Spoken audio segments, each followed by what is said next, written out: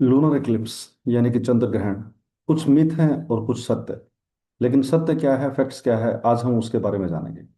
Lunar Eclipse basically होता क्या है, थोड़ी सी इसके बारे में हम जो है जानकारी लेते हैं। और ये सारी जानकारी आपको यूट्यूब पे, गूगल पे, और सबसे आसान तरीका आजकल तो चैट जीपीटी है। आप चैट जीपीटी से इजीली आप अवेलेबल करवा सकते हैं। सो लूनर इक्लिप्स क्या है? Lunar eclipse happens when the earth comes between the sun and the moon and earth shadow falls on the moon. यानी कि जब अर्थ जो है मून और सूर्य के बीच में आ जाती है, तो उस वक्त जो अर्थ की जो शेडो है वो मून के ऊपर गिरती है, जिससे हमें हमें कुछ हिस्सा जो है मून का वो दिखना बंद हो जाता है। तो इसको हम लूनर इक्लिप्स कहते हैं, यानी कि चंद्र ग्रहण कहते हैं।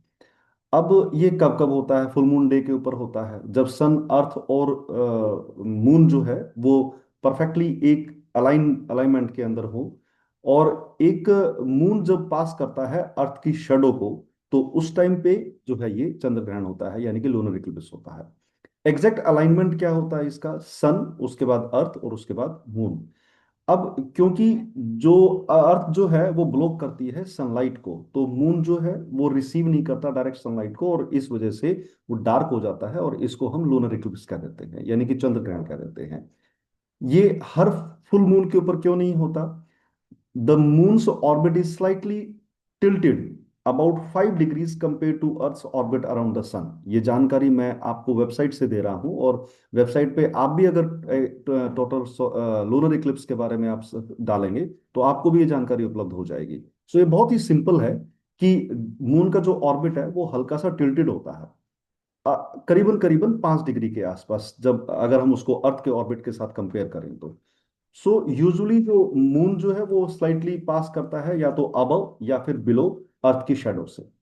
एंड इस टाइम पे कोई भी इक्लिप्स नहीं होता। An eclipse happens only when the moon crosses the two special orbit crossing points. दो स्पेशल ऑर्बिट क्रॉसिंग पॉइंट्स है, जब मून उनको क्रॉस करता है उस टाइम के ऊपर जो है लूनर इक्लिप्स होता है। और इन स्पेशल जो ऑर्बिट क्रॉसिंग पॉइंट्स हैं उनको हम लूनर नोड्स कहते हैं।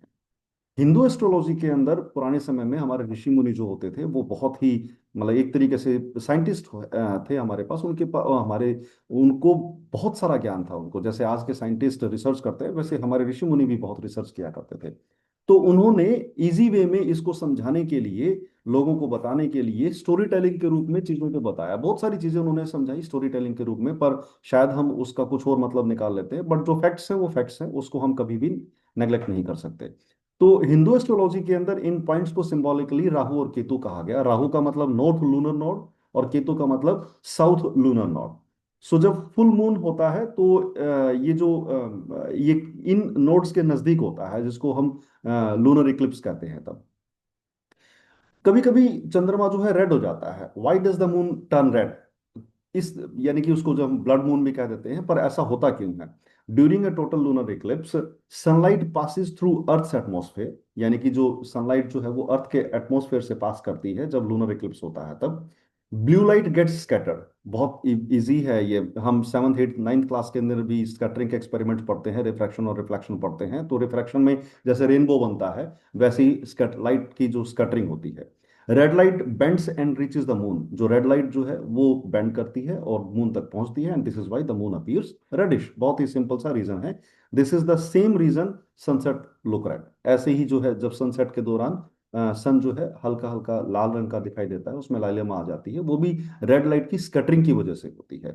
कितनी तरह के लूनर इक्लिप्स होते हैं? लूनर इक्लिप्स बेसिकली 3 तरह के होते हैं। एक है penumbral eclipse, sunlight shadow very hard to notice. उस टाइम पे बहुत मुश्किल होता है, सनलाइट की शेडो स्लाइट बहुत हल्की सी शेडो होती है, उसको हम नोटिस नहीं कर पाते। Partial eclipse, part of moon becomes dark, moon का कुछ हल्का सा हिस्सा डार्क हो जाता है। And total eclipse, entire moon turns reddish, और जो है वो नहीं दिखाई देता।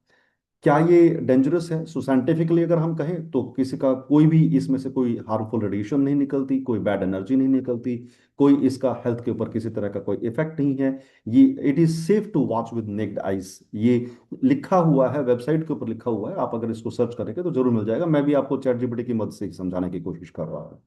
सोलर इक्लिप्स की तरह से हमें कोई स्पेशल क्लासेस नहीं चाहिए मून इक्लिप्स को देखने के लिए, यानी कि लूनर इक्लिप्स को देखने के लिए। सनलाइट, अब सोलर इक्लिप्स में तो क्या होता है कि सनरेज डायरेक्ट आती हैं तो वो खतरनाक होती हैं, सीधी आंखों से हम उसको नहीं देख सकते, इसलिए रिकमेंड किया जाता है कि आप ग्लासेस का यूज करें।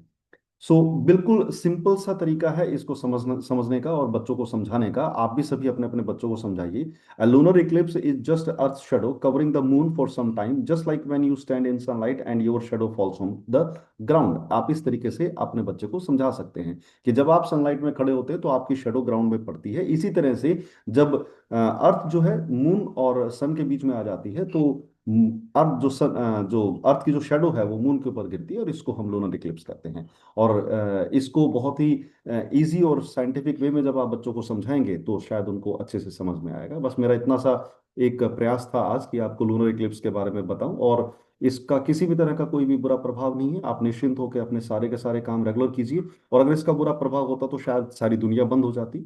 आप देखिए सारे बैंक खुले हुए हैं, दुनिया के सारे काम हो रहे हैं, सारे ऑफिसेज खुले हुए हैं, बसें चल रही हैं, ट्रेन चल रही हैं, नॉर्मल साधन चल रहे हैं, लोग अपने कामों के ऊपर जा रहे हैं, सब कुछ हो रहा है। और मेरे ख्याल से इतनी सारी चीजें शायद हम यहीं पे हम लोग मानते हैं बाहर, अगर यूएस, यूके, कनाडा या बड़े बड़े जो डेवलप्ड कंट्रीज के अंदर आप जाएंगे तो मुझे नहीं लगता कि भी उन लोगों को इन चीज़ों के बारे में ज़्यादा कुछ ज्ञान है, राहु केतु या इन सब चीज़ों के बारे में। उनको ये पता है कि ये लूनर इक्लिप्स क्या होता है, सोलर इक्लिप्स क्या होता है। उनको साइंटिफिक रीजंस पता है, बाकी रीजंस का नहीं पता, इसलिए वो बेहिचक होकर अपने सारे के सारे काम करते हैं। तो आप भी वहमों को छोड़िए, मन से भ्रांतियों को मिटाइए और साइंटिफिक फैक्ट्स के ऊपर ध्यान कीजिए, और अच्छे से अपनी लाइफ को खुशी खुशी जिए। सबको खुशियां दें, सबको खुशियां बांटें, खुश रहें, सुखी रहें, स्वस्थ रहें। Thank you so much for watching this. Have a good day. Bye bye. Thank you.